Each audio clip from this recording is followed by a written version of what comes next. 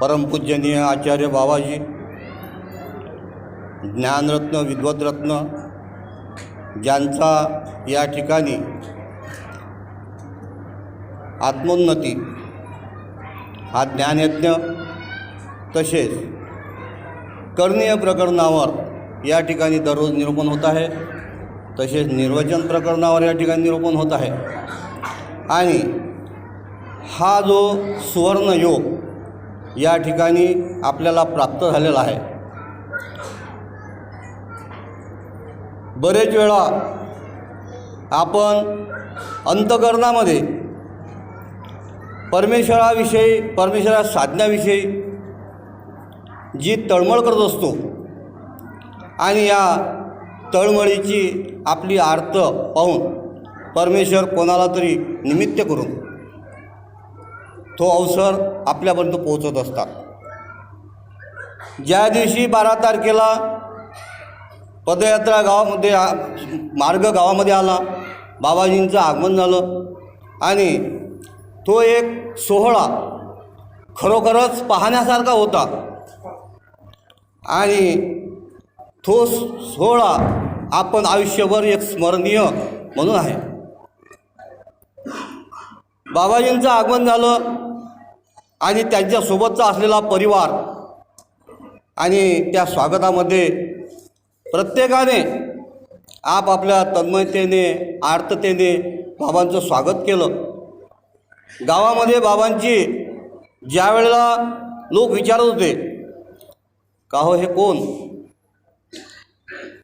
हे बाबांच्या सोबत माधवराव दादा आहेत, त्यांचे गुरु, आणि लोक विचारत होते, काही लोक सांगित होते। त्याच प्रकारचं एक आपण जर थोडं सिंहावलोकन जर केलं तर बाबांच्या या आगमनाचा जो प्रसंग आहे तो प्रसंग आपण आपल्या डोळ्यासमोर या विदर्भामधल्या अचलपूर नगरामध्ये आपण पाहू शकतो। ज्या वेळेला रामधरणा राजा हा झाडी मंडळी गेलेला आहे आणि झाडी मंडळी गेल्यानंतर त्या ठिकाणी आमच्या स्वामींची त्या ठिकाणी भेट झालेली आहे। स्वामींना त्यांच्या त्या गुंफेमध्ये नेलं, जिथं डेरा टाकलेला होता, तंबू टाकलेला होता, त्या ठिकाणी नेऊन स्वामींची मर्दना मान्य केली, पूजा केली। परंतु राजाच्या आज्ञेवरून कटके म्हणजे जो काही सैन्य होतं आणि ते काही वसुली करण्याकरिता जे राजाने आदेश दिलेला होता त्या वसुलीकरिता तो जात होता। परंतु मनामध्ये त्याने काय केलं, एक उल्लेख केला, जर मी माझ्या गावाला स्वामींना नेणार आहो परंतु माझं कटके जाणे किंवा त्या वसुलीकरता जाणे जर रद्द झालं तर मी देवाला माझ्या नगरामध्ये घेऊन जाईल। स्वामी त्यावेळेला एकदा त्या गावामधून येऊन गेलेले होते, धानायसा आवारी रत्नपूजा स्वीकार। स्वामींना तो विनंती करते, जी जी माझ्या नगराशी तुम्ही चालावेची। स्वामी त्यावेळेस काही बोलले नाही, पण काही नंतर थोडा वेळाने त्यांना त्यांच्या दूताने एक पत्र आणून दिलेलं आहे आणि तुमचे कटके जाणे रद्द झालेले आहे। मनामध्ये उल्लेख केला राजाने आणि ताबडतोब तो उल्लेख परमेश्वराने त्याच वेळेस सिद्ध केलेला आहे। आणि मग तो स्वामींना घेऊन आपल्या घोड्यावर बसून आपल्या सेवकासहित कुठं आलेला, नगरामध्ये आलेला आहे। आता नगरामध्ये आल्यानंतर जो काही मुहूर्त होता गावामध्ये प्रवेश करण्याचा, तो मुहूर्त पाहण्याकरिता तो मुहूर्त त्या ठिकाणी होत नव्हता, म्हणून 3 दिवस स्वामी अष्टमाशिदीला थांबलेले आहेत। अष्टमाशिदी हे स्थान दोन्ही देवाचं पवित्र ठिकाण असं आहे की त्या ठिकाणी अष्टमासिद्धी सिद्धी नावाची जी देवता होती त्या देवतेला श्री गोविंद प्रभूंनी संबंध दिलेला आहे आणि 3 दिवसापर्यंत त्या ठिकाणी स्वामींचं आसन झालेलं आहे। जे बाजूला जे स्थान आहे समोर ते स्वामींचं आहे। अशा प्रकारे त्या राजाने काय केलं, मुहूर्त निघाल्यानंतर पूर्ण गावामध्ये गुढ्या तोरणे, रांगोळ्या, सडा समर्जन त्या ठिकाणी केलेल्या त्या गावकरी लोकांनी आणि गावामध्ये प्रवेश केला। स्वामी घोड्यावर बसलेले आहेत, राजा समोर आहे, सर्व गावातील परिवार सेवक सर्व राजाच्या पाठीमागं आहे आणि अशा वेळेला लोक विचारत होते राजाला, लोक आपसामध्ये चर्चा करत होते, हो हे राजाचे गुरु की राजाचे काय जावई, अशा प्रकारचं ते विचारत असताना लोक सांगत होते हे राजाचे गुरु आहेत. त्यानंतर स्वामींना राज दरबारमध्ये देव्हार चौकीमध्ये नेण्यात आलं. आज जे काही स्थानवंदनाकरिता काही मंडळी गेलेली असेल त्यांना पहिल्या दिवशी मी स्थानं करून दिलेले आहेत. आणि त्या ठिकाणी देव्हार चौकीमध्ये श्री चक्रधर स्वामींचं 10 महिने त्या ठिकाणी वास्तव्य झालेलं आहे. तोच हा प्रसंग ज्या वेळेला गावामधून राजाच्या बरोबर ती शोभायात्रा निघालेली आहे, उड्या तोडणे रांगोळ्या त्या ठिकाणी ते गाव चांगल्या प्रकारचं सजवलेलं आहे आणि स्वामींबरोबर स्वामी आणि रामनरण्याच्या वाड्यामध्ये त्या ठिकाणी प्रवेश केलेला आहे. तोच प्रसंग आज आपल्या डोळ्यासमोर 800 वर्षाच्या अगोदरचा जो अचलपूरचा जो प्रसंग आहे तोच प्रसंग आज त्या दिवशी सुद्धा 12 तारखेला आपल्या डोळ्यासमोर ठेवण्यासारखा आहे.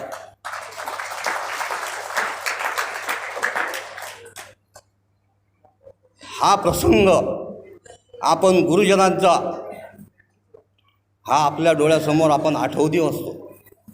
ज्याप्रमाणे स्वामींचं चरित्र जे आहे आणि महात्म्याचे जे स्वामींच्या लीळा आहेत आणि आपल्या चरित्रामध्ये जे काही साधक झालेले आहेत बाईंभट्ट नागदेवाचार्य यांचेसुद्धा चरित्र आहेत आणि ते सुद्धा आपण आठवतो, त्यामुळे सुद्धा आपल्याला गोमटं लागते. त्याप्रमाणे आज आपल्याला मोठे बाबाजी आज 1 महिन्याकरिता आपल्याला जे प्राप्त झालेले आहे त्यांचं जे ज्ञान आहे ते ज्ञान आपण आत्मसात करावं हा त्याच्या पाठीमागचा उद्देश आहे. जे करणीय प्रकरणामध्ये जे आपल्याला ग्रहस्थ लोकांना जे करण्याकरिता जे काही वचनं आलेले आहेत त्या वचनानुसार आपल्या ठिकाणी बऱ्याचशा गोष्टी ह्या दडलेल्या असतात आणि त्याची उकल शास्त्रात झाल्यामुळे त्या निघून जातात. ज्याप्रमाणे मळलेल्या कपड्याला साबणाची गरज आहे, नुसतं कोरडं साबण कपड्याला घासल्यामुळे निघत नाही, त्याप्रमाणे त्याला पाण्याची गरज असते. त्याप्रमाणे परमेश्वराला प्राप्त करण्याकरिता आपल्याला साधनाच्या माध्यमातून आपला जो हा अंतःकरणामध्ये जो मळलेला जीव आहे याला शुद्ध करण्याकरिता या ज्ञानाची गरज असते. आणि हे ज्ञान आपण अणू जरी आपल्याकडून जास्त नाही झालं तरी मी ग्रस्त लोकांकरिता सांगितलं आहे.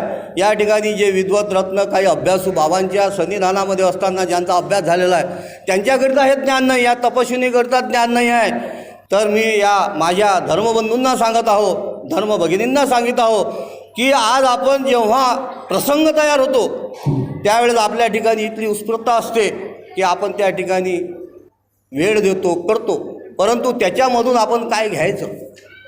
एका गावामध्ये गुरु आले आणि ते गुरु आल्यानंतर बरीचशी मंडळी होती. गुरूंनी काही मार्गदर्शन केलेलं आहे आणि त्याच्यातील 3 लोकांना त्या 3 शिष्यांना त्यांनी बोलावलेलं आहे. त्यावेळी गुरूंनी त्यांना प्रसन्न होऊन काय केलं की 2-2 किलोच्या गव्हाच्या 3 पुटल्या बांधून त्यांच्याकडे दिल्या आणि त्यांना सांगितलं की बाबा रे हा प्रसाद म्हणून घ्या. बरेच वेळा गुरु आपल्याला प्रसाद देत असतात आणि आपण तो प्रसाद म्हणून, प्रसाद म्हणजे बरेचशा अन्य संप्रदाय प्रसाद हा खाण्याचा प्रसाद म्हणतात, परंतु आपल्या प्रसादाला स्वामी मगाच्या निरूपणामध्ये निघालेला आहे की तो प्रसाद श्री प्रभू बाबांच्या वस्त्राचा, तो आमच्या श्री चक्रधर स्वामींच्या ज्या वस्तुनिष्ठ पदार्थ गेलेले आहेत तो प्रसाद, ज्यामध्ये 11 प्रकारचे प्रसाद स्वामींनी या ठिकाणी सांगितले दोन्ही देवाचे. आणि हा प्रसाद आपल्याला अत्यंत महत्त्वाचा आहे की तो आपल्याला दररोज आपल्याला वंदन करायला मिळत आहे. त्याचप्रमाणे भिक्षुकांसाठी स्थानवंदन हा विधीसुद्धा उपलब्ध या ठिकाणी झालेला आहे. दररोज 10-15 भिक्षुक तपस्विनी आपल्या स्थानवंदनाकडे जातात आणि अमरावती जिल्ह्यातील जेवढे काही स्थानं आहेत, जेवढे एका दिवसा होतील तेवढे स्थानवंदन करून येत आहेत. किती महान विधी आहे की स्वामींनी सांगितलेलं आहे की जे प्रेमाचे उपाय, या प्रेमाच्या उपायामध्ये हा एक उपायसुद्धा स्वामींनी आपल्याला सांगितलेला आहे आणि तो आपल्याकडून घडत आहे, सद्भक्ताकडून घडत आहे. माझे देहाचे बंधू माथेरान दादा आणि माझी देहाची भावजई राधाईसा यांनी त्यांच्या प्रयत्नाने या ठिकाणी जो मार्ग आणलेला आहे आणि त्याच्यामुळे या आमच्या गावकरी लोकांना जे काही क्रियेचं गोमटं, ज्ञानाचं गोमटं जे काही लागत आहे त्याला निमित्त ते आहेत. म्हणून 3 पुटल्या त्या गुरुजींनी दिल्या, प्रसाद म्हणून दिलेल्या आहे. आता आमच्याकरिता या ठिकाणी जे 2 ज्ञानसत्र सांगितलेले आहे, एक कर्णीय प्रकरण, दुसरं निर्वचन प्रकरण, तिसरं आहे क्रिया संदर्भात, कोणाला कोणती क्रिया करावी साधकाच्या ठिकाणी, हे 3 आहेत. तशा त्या गुरूंनी 3 फुटल्या 2-2 किलोच्या गव्हाच्या दिलेल्या आहेत आणि त्यांनी सांगितलं की आम्ही 12 महिन्यानं या ठिकाणी येऊ, तुम्ही हा प्रसाद घ्या. सांगितलं नाही याचं काय करायचं, बाबा निरूपण करत आहेत, परंतु तुम्हाला सांगितलं नाही. आता पुढच्या वर्षी आम्ही आल्यानंतर तुमच्याकडून आम्ही काय नवप्रकरण घेऊ की प्रसाद सेवा घेऊ की काय घेऊ हे सांगणार नाहीत, परंतु ते आपल्याला करावं लागलं, आपला कड त्याचा लागणार आहे. नामधारकांना सांगतो की आपण जर त्याच्यामध्ये त्या धर्म स्वीकारला आपण, तर परमेश्वराचं ज्ञान आपलं असणं महत्त्वाचं आहे. आणि 10.5 सूत्र जे सूत्रपाठामध्ये सांगितलेलं आहे ते एक रत्न आहे, तो एक उद्यम आहे, समुद्राचा उद्यम आहे आणि त्याला कुठे अनर्गरत्न कोणाला मिळणार आहे त्याच्यामध्ये, हे त्याचं दैवभाग्य. म्हणून त्या ठिकाणी गुरु निघून गेले. 12 महिन्यानं गुरुजी आले. गुरुजी म्हणतात की का हो, आम्ही मागच्या वर्षी तुम्हाला गहू दिले. या शिष्यांना विचारलं, 3 शिष्य बोलावले आणि प्रत्येकाला विचारलं का हो तुम्ही काय केले. पहिला शिष्य काय म्हणतो की बाबा मी ते गहू घरी नेले, दळून आणले आणि त्याचा स्वयंपाक करून जेवण केलं. दुसऱ्या शिष्याला विचारलं अरे बा तू काय केलं. तो म्हणते मी माझ्या घरच्या देवपूजेवर ठेवले आणि मी त्याची रोज पूजा करतो, म्हणून तो आपली ते 2 किलोची जे फुटली दिलेली होती ती घेऊन आला, गुरुजवळ देऊन दिली. तिसरा शिष्य पहा किती हुशार होता की तिसरा शिष्याला ते गुरु विचारतात का हो तुम्ही काय केलं. ते म्हणतात की बाबा मी तुमच्या मार्गासाठी अतिप्रयत्नानं जे काही परमेश्वराच्या दैवदत्तानं जे काही मिळालं मी तुमच्याजवळ सादर करतो. म्हणून त्यांनी एक आपली बंडी बोलावली आणि त्या बंडीमध्ये 10 क्विंटल गहू त्याने ते बंडी आणली आणि गुरुच्या स्वाधीन केली. गुरु प्रसन्न झाले. परमेश्वर प्रसन्न कोणावर होतो की जो क्रिया करत असेल. क्रिया करणारा हा परमेश्वराला आवडतो. त्याचप्रमाणे परमेश्वराचं जे ज्ञान आहे ते ज्ञानसुद्धा आत्मसात करणारासुद्धा परमेश्वर आवडतो. का की परमेश्वराचं ज्ञान हे परमेश्वराने जे सांगितलेलं आहे ते जीवाच्या उद्धाराकरिता आहे. ज्याप्रमाणे त्या मुलाने ते गहू देवपूजेवर ठेवले त्याप्रमाणे आमचे गुरुसुद्धा आम्हाला उपदेश देतात. त्यावेळेला आम्हाला एक सूत्रपाठ सोबत देतात. जास्त प्रसन्न असतील लीळाचरित्रसुद्धा आम्हाला देतात. आम्ही काय करतो ते लीळाचरित्र आणि देवपूजेच्या त्याच्या खाली आपण ठेवून दे टेबलाखाली. का हो त्या सूत्रपाठामध्ये काय आहे. एका जणाला विचारलं तर मला सूत्रपाठच माहीत नाही म्हणजे काय आहे. किती वर्ष झाले उपदेश घेण्याला. तर कमीत कमी 25-30 वर्ष झाले म्हणे. आज जर आम्ही उपदेश घेतल्यानंतर आमची जर ही परिस्थिती आहे तर म्हणून मी नामधारक उपदेशी लोकांना सांगतो आहे की आपला हा जो परमेश्वराचा जो विधी आहे हा विधी करत असताना विधी स्फुरतो आणि तो जास्तीत जास्त वाढवण्याचा आपण प्रयत्न करावा. या ठिकाणून मार्ग गेल्यानंतरसुद्धा आपण पुढे काय करावं, गुरुजींनी आपल्याला काय सांगितलं, कोणतं प्रकरण निरूपण केलं त्याच्यावर चिंतन करा, लीळा चिंतन करा परमेश्वराच्या. जेव्हा तुम्ही लीळा चरित्र पाहाल त्यावेळेस तुम्हाला असं वाटते की त्या लीळा आपण पुढे पुढे केव्हा पाहतो. जो आनंद मगाशी सांगितलेला आहे की एक अवसर पाहताना एकाला आनंद प्राप्त होतो. एखादा परमेश्वराला लीळा वाचतानासुद्धा त्याला त्याच्या अंतःकरणाने आनंद उत्पन्न होतो. एखाद्याला स्थान वंदन करताना त्याला आनंद निर्माण होतो. आणि प्रत्येकाला जे साधन परमेश्वराने दिलेलं आहे त्या प्रत्येकाच्या याच्यातून तो आपला एक आनंद उपभोगत असतो. आणि त्याला बाकीच्या सर्व गोष्टी काय असतात न्यून असतात. त्याला कोणतीच गोष्ट आवडत नाही. असे प्रपंचामध्ये असणारे सुद्धा लोक आहेत. भिक्षुक तर बरं, त्यांनी परमेश्वराला आपलं समर्पित केलेलं आहे सर्व आयुष्य, त्यांच्याबद्दल विषय नाही. पण आपल्याला सुद्धा आपली नामधारकापासून वेदवंत बोधवंत अनुसरण आणि त्यानंतर ज्या काही प्रक्रिया ते परमेश्वर पुढे करून घेतात, परंतु आमची कड त्या ठिकाणी असली पाहिजे. आमच्या मुखातून बरेच वेळा निघते, हे दुःखाची गोष्ट आहे की बाबा आम्हाला वेळच मिळत नाही देवधर्म करायला, लीळाचरित्र ऐकण्याला, शास्त्र ऐकण्याला. ज्या देवानी 12 वर्ष सालबर्डीला पायी फिरले ते कोणासाठी फिरले हो? जीवासाठी फिरले. ज्या माईभट्टांनी पूर्ण महाराष्ट्रभर फिरून पायी प्रवास केला, लीळांचा संग्रह केला, भिक्षा मागून जेवण केलं, आणि एवढंच नाही तर जे एक सद्भक्त होते, ज्यांनी त्या लीळा पाहिलेल्या होत्या, त्यांच्या घरी जाऊन त्यांच्या बरोबर शेतामध्ये ओखर वाहत होते, त्यांच्याबरोबर त्या शेतामध्ये फिरत होते. काय होतं दादा त्यांचं नाव? ढकले नाही, माईभट्ट तर गेले, खेई भट्टाच्या शेतात गेले आणि त्यांना लीळा विचारत आणि त्यांच्याबरोबर फिरत असत. एवढ्या कष्टानं ह्या लीळा परमेश्वराच्या त्या आपल्या भक्तांनी संग्रह केलेला आहे आणि आपण त्या लीळांची, परमेश्वराच्या ज्या लीळा आपल्याला उपलब्ध झालेल्या आहेत त्या पूर्वजांमुळे आपल्याला, आचार्यापासून जी आहे ही देवपूजा जी आहे ही सर्व परंपरेनं आपल्यापर्यंत आज 700-800 वर्षापासून आपल्याला उपलब्ध झालेली आहे. म्हणून आपण या गोष्टीचं मूल्य ठेवावं. परमेश्वराच्या देवपूजेचं, परमेश्वराच्या शास्त्राचं स्थान, प्रसाद, वासनिक, भिक्षुक हे चतुर्विध साधन आपल्याला सन्निधानामध्ये स्वामींनी सांगितलेलं आहे. आणि आज खरोखर आपण भाग्यवान आहोत की ज्या परमेश्वराचा परिवार आपल्याला या ठिकाणी प्राप्त झालेला आहे.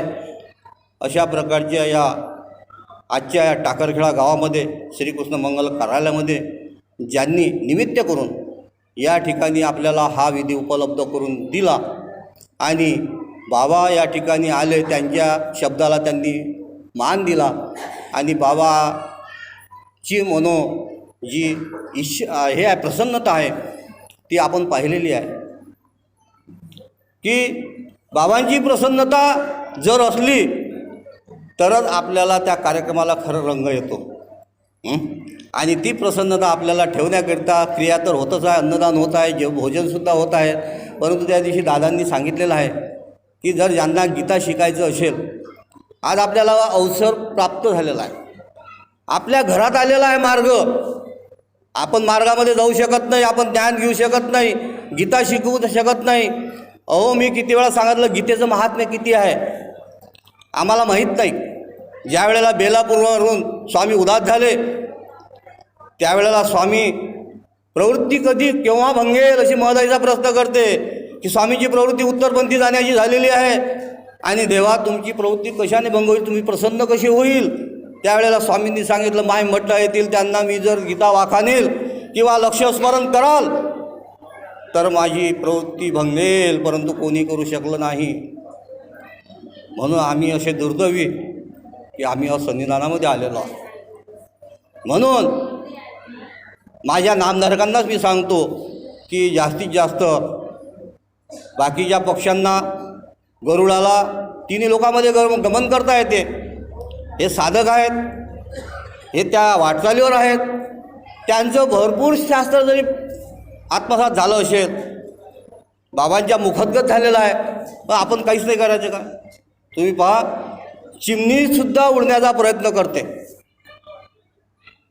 गरुड पक्षाचं जर तिनं अनुकरण जर केलं किंवा त्याला आकाशामध्ये उडता येते, आपल्याला उडता येत नाही. म्हणून तिनं जर म्हटलं की आपण उडायचंच नाही तर शक्य होईल का? नाही होणार. मग ते सुद्धा उडण्याचा प्रयत्न करते आपापल्या परीनं. म्हणून आपणसुद्धा परमेश्वरात ज्ञान घेण्याचा जास्तीत जास्त प्रयत्न करावा. आज आपल्याला अवसर उपलब्ध झालेला आहे.